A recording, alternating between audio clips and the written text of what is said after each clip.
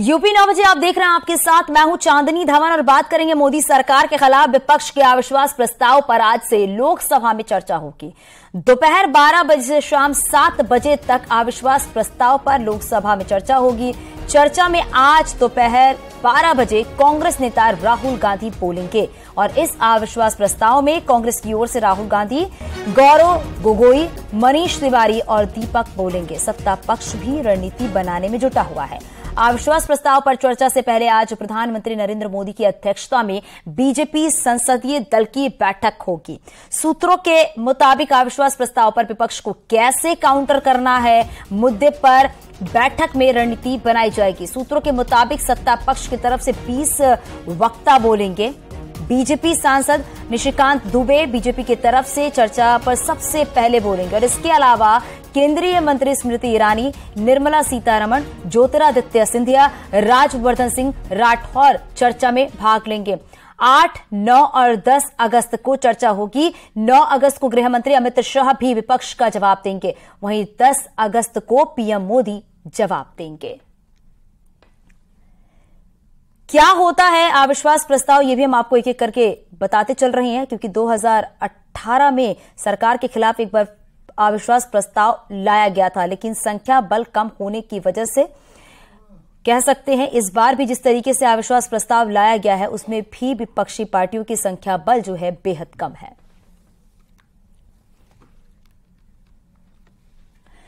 चलिए आपको दिल्ली लिए चलते सहयोगी विनीत कुमार हमारे साथ जुड़ गए हैं। विनीत, बताइए जरा, क्योंकि अविश्वास प्रस्ताव पर अब चर्चा शुरू हो जाएगी, लेकिन सबसे अहम बात यह हो जाती है आज की, क्योंकि आज दोपहर 12 बजे राहुल गांधी भी बोलने वाले हैं।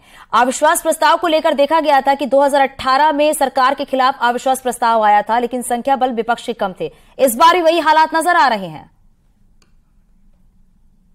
आज ये निश्चित तौर पर चांदी में आपको बताना चाहूंगा कि ये जो अविश्वास प्रस्ताव आया हुआ है, निश्चित तौर पर ये अविश्वास प्रस्ताव जो है वो कब गिर जाएगा, क्योंकि जिस तरह से हम देख रहे हैं कि लोकसभा में जिस तरह से सरकार के साथ बहुमत है, एनडीए के साथ बहुमत है, वह हमें काफी है। लेकिन जिस तरह से विपक्षी पार्टियों ने जिस तरह से अविश्वास प्रस्ताव लाया था और विपक्षी पार्टियों का यह तर्क में था कि जिस तरह से मणिपुर हिंसा पर वो प्रधानमंत्री नरेंद्र मोदी का स्टेटमेंट चाहते थे और इसी कारण वो जो है वो अविश्वास प्रस्ताव ला रहे। एक बड़ी बात यहां पर मैं आपको बताना चाहूंगा कि हालांकि यह अविश्वास प्रस्ताव जो एक्सेप्ट किया गया है और जो मूव किया गया था वो गौरव गोगोई जो कांग्रेस के सांसद हैं उन्होंने यह अविश्वास प्रस्ताव मूव किया था। लेकिन और जो पहले स्पीकर के तौर पर, क्योंकि जो अविश्वास प्रस्ताव होता है उसमें पहला स्पीकर वही होता है जिसने अविश्वास प्रस्ताव मूव किया था, तो पहले स्पीकर के तौर पर गौरव गोगोई को बोलना था। लेकिन जो अब हमें जानकारी मिल रही है, जो सूत्रों से हमें जानकारी मिल रही है कि गौरव गोगोई अपना समय जो है वो राहुल गांधी को दे सकते हैं।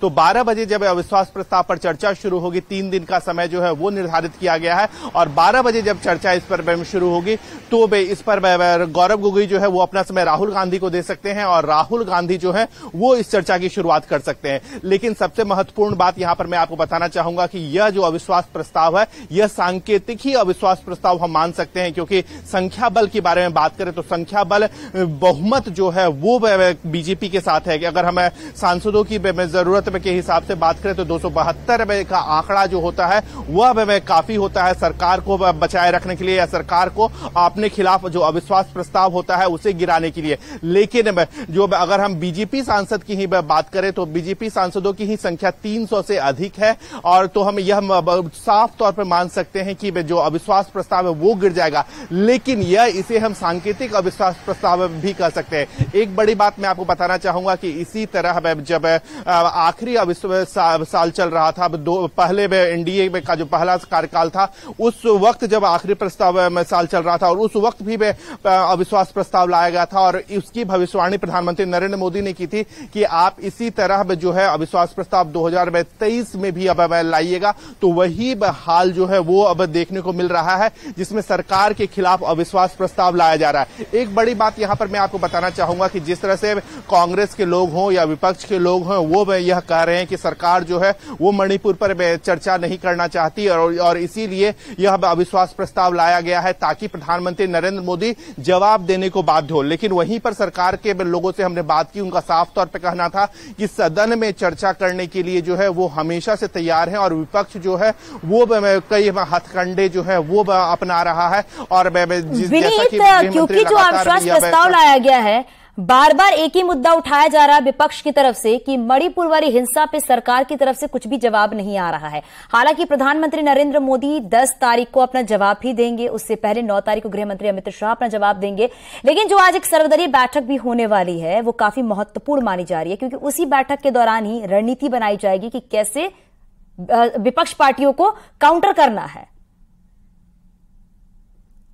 जी, निश्चित तौर पर जो बैठक है वो काफी महत्वपूर्ण है। बीजेपी की भी एक बैठक जो है वो होगी, यह काफी महत्वपूर्ण हो जाता है। लेकिन सबसे बड़ी बात यहां पर मैं आपको बताना चाहूंगा कि विपक्ष के आरोपों पर जब हमारे सरकार के मंत्रियों से बात हुई या सत्ताधारी पक्ष में के लोगों से बात हुई, उनका साफ तौर पर कहना था कि लगातार जो है वो विपक्षी पार्टियां जो है वो मणिपुर पर चर्चा करने की बात कर रहे थे, मांग कर रहे थे। वहीं पर सरकार की ओर से भी लगातार यह पेश किया जा रहा था कि मणिपुर हिंसा पर जो है वो चर्चा जो है वो की जाए। इसको लेकर के एक चिट्ठी भी जो है वो विपक्ष के नेता को सत्ताधारी पक्ष की ओर से लिखा गया था कि आखिरकार वो भी इस चर्चा में शामिल हो, मणिपुर पर जो घटना हुई है उस पर शामिल हो। लेकिन सत्ताधारी पक्ष का यह साफ तौर पर कहना था कि विपक्षी पार्टियां जो है वो इस चर्चा से इसलिए भाग रही है, वो सिर्फ चर्चा का नाटक कर रही थी, जैसा कि सत्ताधारी पक्ष के नेताओं का कहना था।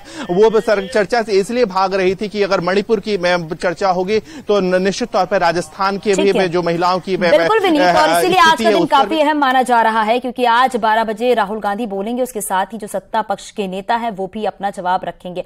बहुत शुक्रिया इस पूरी जानकारी के लिए विनीत।